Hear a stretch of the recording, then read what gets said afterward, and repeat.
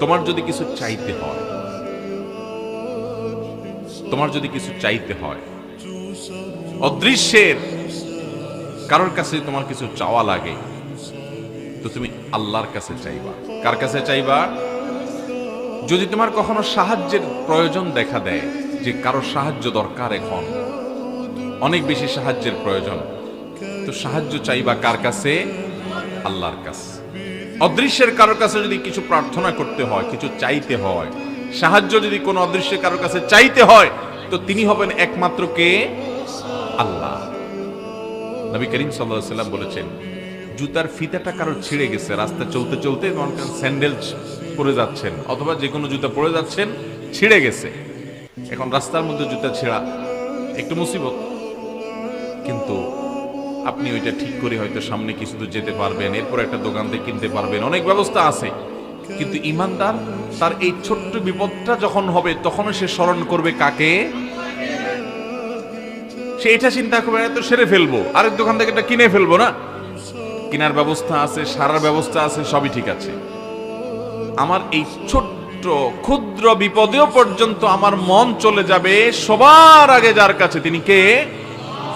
আর আমাদের অবস্থা হলো, জুতার ফিতা ছেঁড়া তো অনেক পরের কথা, জীবনে অনেক বড় বিপদ আসার পরও আমরা এর কাছে যাই, অমুকরে ফোন দেই, তমুকরে মেসেজ দেই, অমুকের হাতে পায়ে ধরি, অমুকের অফিসে চলে যাই, সব কুল কেনারা করার পর যখন কোনো রাস্তা পাই না, এবার যায় বলি আল্লাহ।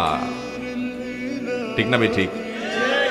অথচ ঈমানদারের যেই কোনো বিপদে সবার আগে যাকে স্মরণ করবে, তিনি কে? আল্লাহ রাব্বুল আলামিন। আল্লাহ তাআলা আমাকে আপনাকে সেরকম ঈমানদার হওয়ার তৌফিক দান করুন। ভাইরা আমার, এটা হলো মোবাইল ফোনের নেটওয়ার্কের মতো অনেকটা। আপনি আল্লাহর সাথে যত বেশি কানেক্টেড হতে পারবেন, আপনার কানেকশনটা যত স্ট্রং হবে, নেটওয়ার্কটা যত মজবুত হবে, আপনি আল্লাহর কাছ থেকে সাহায্য তত দ্রুত পাবেন, যোগাযোগ তত দ্রুত হবে।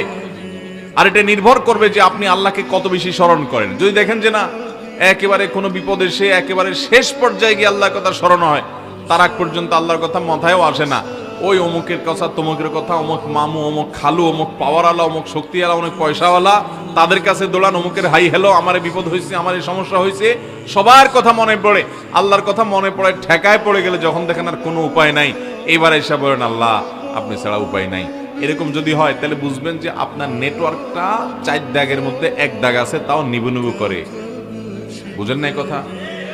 আর যদি আপনার যে কোনো সমস্যায় সাথে সাথে সবার আগে স্মরণ হয় ওই আরশে আজিমের মালিকের কথা, যে আমার রব সব দেখছেন, তার হাতেই সবকিছু, অতএব একটা জুতার ফিতাও ছিঁড়ে গেলে সাথে সাথে আল্লাহ আপনি আমাকে এই ছোট বিপদ হলেও সেখান থেকে আপনি উদ্ধার করেন। আমি এটাকে যত সহজ মনে করছি, আপনি সহজ না করলে সহজ নয়। এই সবক যদি আপনি নিতে পারেন, তাহলে বুঝতে হবে আপনার নেটওয়ার্ক আল্লাহর সাথে 4 দাগ পরিপূর্ণ আছে, স্ট্রং আছে, 4G নেটওয়ার্ক আছে, 5G নেটওয়ার্ক আছে, এবং খুব মজবুত কানেকশন আছে ইনশাআল্লাহ। ভাইরা আমার, আল্লাহ রাব্বুল আলামিন আমাদেরকে সেরকম ঈমানওয়ালা হওয়ার তৌফিক দান করুন। ঈমানগুলো একবার ঠুনকো হয়ে গেছে ভাই, আমরা আমাদের রবকে চিনি না, রবের গোলামদের কাছে দৌড়াই। এর চাইতে বড় ছোট লোকে আর কি আছে ভাই? আপনি কোন মালিকের কাছে ধর্ণা না দিয়া, মালিকের দাসানুদাস, মালিকের গোলাম, মালিকের অধীনস্থ ক্ষুদ্রাতি ক্ষুদ্র কোন কর্মচারীর কাছে যায়া তার সেবা দাস হচ্ছেন, কোন কাজ পাওয়ার জন্য, কোন কাজ থেকে উদ্ধারের জন্য, কোন সমস্যা থেকে উত্তরণের জন্য আপনি কোন ব্যক্তির দাসানুদাসের কাছে যাচ্ছেন, মালিকের কাছে না, যে এটা মালিকের জন্য অনেক বড় অপমানকর। আরশে আজিমের মালিক, সব কিছু যার হাতে, আল্লাহ রাব্বুল আলামিনের কাছে না চেয়ে, তার দিকে না যেয়ে তার গোলামদের দুয়ারে দৌড়াচ্ছেন, তাদের অফিসে অফিস দৌড়াচ্ছেন, এটা আল্লাহর শানে, এটা আল্লাহর শানে বেয়াদবি, এটা ঈমানের সাথে যায় না। এজন্য ঈমানদার সবকিছুর আগে সাহায্য চাইবে কার? প্রত্যেক রাকাত নামাজে এই বিষয়টা কত ইম্পর্টেন্ট হলে, কত গুরুত্বপূর্ণ হলে, প্রতি রাকাত নামাজে আল্লাহ রাব্বুল আলামিন সূরা ফাতিহা আমাদেরকে শিক্ষা দিয়েছেন, ইয়্যাকা না'বুদু ওয়া ইয়্যাকা নাস্তাঈন। আল্লাহ শুধু আপনারই ইবাদত করি এবং আপনার কাছেই, এই যে সাহায্য শুধু কার কাছে চাই? আল্লাহর কাছে চাই। আমাদের সমাজের অনেক ভাইরা আছেন যে মামু খালুর কাছে দৌড়ায়, এটা যেরকম আছে মামু খালুর কাছে যান, সমস্যা নেই, কিন্তু আপনার ঈমান থাকবে যে তার হাতে নাই, আসল চাবিকাঠি কার হাতে। অতএব ওই জায়গায় আগে দরখাস্ত জমা দেই, এরপরে এসব করা যায়, ওখান থেকে হুকুম হলে এদের মাধ্যমে হবে, না হলে হবে, এটা হবে আপনার বিশ্বাস। অনেক কপাল পোড়া মুসলমান আছে, অনেক কপাল পোড়া মুসলমান আছে, জমজমের পানি খাওয়ার পর আবার নোনা পানিতে যায়, জমজমের পানি খাওয়ার পর আবার তার কাছে জমজমের পানি আছে, সেটা না খায় সে নোনা পানি খায়। এরকম অনেক ছোট লোক মুসলমান দুনিয়াতে আছে। তার দৃষ্টান্ত কি? সন্তান হয় না, ব্যবসার উন্নতি নাই, ভোটে দাঁড়াইছে, জিততে চায়, দুনিয়ার কোনো উদ্দেশ্য আছে, মাকসাদ আছে, এটা হাসিল করবার জন্য সে ওই কোথাকার কোন মাজারে চলে যায়, মাজারে যায় সেজদা দেয়, মাজারে যায় বাবার কাছে দোয়া করে, মাজারে যিনি সাহিত্য তার কাছে প্রার্থনা করে, তার ওখানে মান্নত করে, তার ওখানে সিন্নি দেয়, তার ওখানে দান সাদাকা করে এবং বসে বসে কান্দে। কেন কান্দে? তার দুনিয়ার উন্নতির জন্য।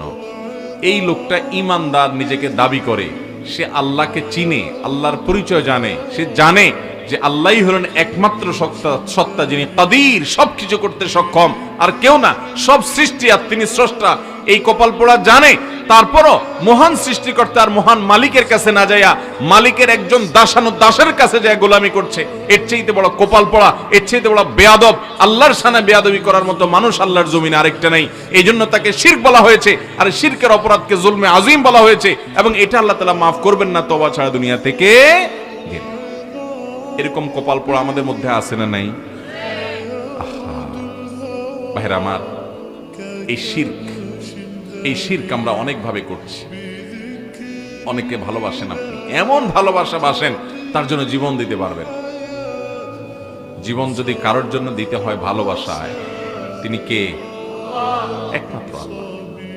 আমার জীবন যদি কারোর ভালোবাসায় বেলানোর মতো ইমানের শক্তি আমার মধ্যে থাকে, তো তিনি কে হবেন? একমাত্র আল্লাহ রাব্বুল আলামিন।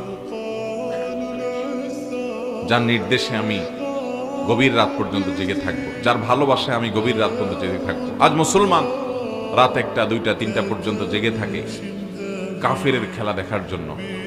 আল্লাহর ভালোবাসায় ফজর পর্যন্ত জাগার তৌফিক হয় না। আল্লাহ এই দুর্ভাগা হতভাগা মুসলমানিত্ব থেকে আমাদেরকে পিওর এবং খাঁটি মুসলমান হওয়ার তৌফিক দান করুন। ভাইরা আমার, নফসের গোলামি করে শয়তানের কথা শুনে বহু সময় কাটাইছেন। আসেন একটু আল্লাহর গোলামি কিছুদিন করে দেখেন। আমি আল্লাহর শপথ করে বলতে পারি, আল্লাহর দাসদের গোলামি করে যে তৃপ্তি পাইছেন, যতটুকু পাইছেন, আরশে আজিমের মালিকের গোলামি করলে তার চেয়ে অনেক বেশি মজা পাবেন ইনশাআল্লাহ। সালহাতু সঙ্গে বুদি দিল খারাস, আজমুদে এক জামানা খাকে বাস। বহুকাল তো ভাই পাথর হয়েছিলেন, আসেন না একটু মাটি হয়ে দেখেন, একটু চোখের পানি ফেলে, একটু সেজদা লুটিয়ে পড়ে। খেলার জন্য তো বহু রাত জাগছেন, আসেন না একটু শীতের সময় ফজরের সময় উঠে আল্লাহর মহব্বতে আরামের ঘুম হারাম করে কম্বলটা ফেলে দিয়ে আসেন একটু ওযু করে সেজদা লুটিয়ে পড়ে দেখেন। আল্লাহর শপথ করে বলছি, আপনার অন্তরে এক ধরনের স্বাদ অনুভব হবে যে আমি আমার মালিককে সেজদা নিবেদন করতে পারছি, আলহামদুলিল্লাহ। বহুত কপাল পোড়া শুয়ে আছে, আল্লাহ আমাকে তৌফিক দিয়েছে, কৃতজ্ঞতায় মাথা অবনত হবে, আল্লাহ শুকরিয়া আদায় করতে পারবেন। চেষ্টা করবেন তো ইনশাআল্লাহ। ভাইরা আমার, আল্লাহর সঙ্গে ভালোবাসা শিরক করছি আমরা, শিরক। ওয়াল্লাযীনা আমানু আশাদ্দু হুব্বাল লিল্লাহ, যারা আল্লাহর প্রতি ঈমান আনছে, যারা আল্লাহকে চিনছে, এরা আল্লাহকে সবচেয়ে বেশি ভালোবাসে। আল্লাহর সাথে কারোর ভালোবাসা কোনো তুলনা চলে, এই রকম ভালোবাসা বাসছে। ভাইরা আমার, যে ভালোবাসায় সুমাইয়া রাদিয়াল্লাহু তাআলা আনহা জীবন দিয়ে দিয়েছেন, কোন এটার জন্য কোনো আফসোস হয় নাই, যেটার জন্য হামজা রাদিয়াল্লাহু তাআলা আনহু শাহাদাত বরণ করেছেন, কোনো আফসোস, প্রাউড ফিল করেছেন।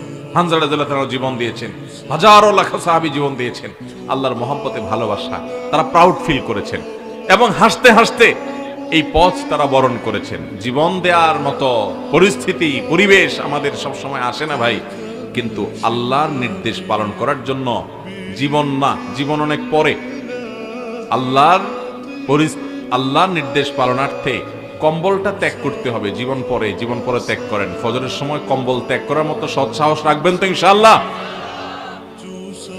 ভাইরা আমার, আল্লাহর ভালোবাসায় সবকিছু ত্যাগ করব। এমনকি একটা মেয়ের সাথে আপনার হারাম সম্পর্ক হয়ে গেছে, আপনি শয়তানের প্ররোচনা করে ফেলেছেন, আপনি জানতে পেরেছেন আল্লাহ তাআলা বিবাহ বহির্ভূত সম্পর্ককে হারাম করেছেন এবং এটাকে মহা অপরাধ এবং কবিরা গুনাহ হিসেবে চিহ্নিত করেছেন। এর ভয়ঙ্কর শাস্তি আল্লাহ তাআলা নবী সাল্লাল্লাহু আলাইহি সাল্লামকে মেরাজে নিয়ে দেখিয়েছেন। এই শাস্তি এড়াবার সুযোগ নাই। সবচেয়ে কঠিন শাস্তি বিবাহিত মানুষ যখন জেনা লিপ্ত হবে তার ইসলামের দণ্ডবিধিতে। এসব জানার পর আল্লাহ তাআলার এই নিষেধাজ্ঞার কথা মাথায় রেখে আপনি লজ্জিত হয়ে আল্লাহর মহব্বতে, আল্লাহর ভালোবাসা, আপনার দুনিয়ার এই 2 নম্বর ভালোবাসাকে কাট করে দিলেন। চেষ্টা করা যাবে ইনশাআল্লাহ? ভাইরা আমার, ত্যাগের মধ্যে, আল্লাহর মহব্বতের কারণে যে ত্যাগ হয়, ত্যাগের মধ্যে অসম্ভব শান্তি আছে। আসিয়া ফেরাউনের স্ত্রী নিজের স্বামীকে ত্যাগ করে ছেড়ে দিয়েছে। কার মহব্বতে? আল্লাহর মহব্বতে। লস করছেন না লাভ করছেন? এমন লাভ করছেন, হাজার হাজার বছর চলে গেছে। আজও পৃথিবীতে আসিয়াকে মহব্বত করা, শ্রদ্ধা করা, ইহতেরাম করা, সম্মান করা, স্যালিউট জানানোর মতো মানুষ পৃথিবীতে অভাব হয় না, কিয়ামত পর্যন্ত হবেও। আর ওই 2 নম্বর ভালোবাসা, যেটা বিবাহ বহির্ভূত সম্পর্ক, এটার জন্য অনেকে জীবন দিয়েছে, অনেক কিছু করছে। একজনের নাম বলতে পারেন যে পৃথিবীর ইতিহাসে চিরস্মরণীয়, বরণীয়, হাজার হাজার বছর ধরে সবাই তাকে স্মরণ করে? বলতে পারবেন? ভাইরা আমার, অতএব আল্লাহর জন্য ত্যাগ, এটা আমাদেরকে সম্মান এনে দিবে, দুনিয়া আখিরাতে কল্যাণ এনে দিবে। শয়তান আমাদের শত্রু, সে আমাদেরকে এগুলো বুঝতে দেয় না। তওবা করবো তো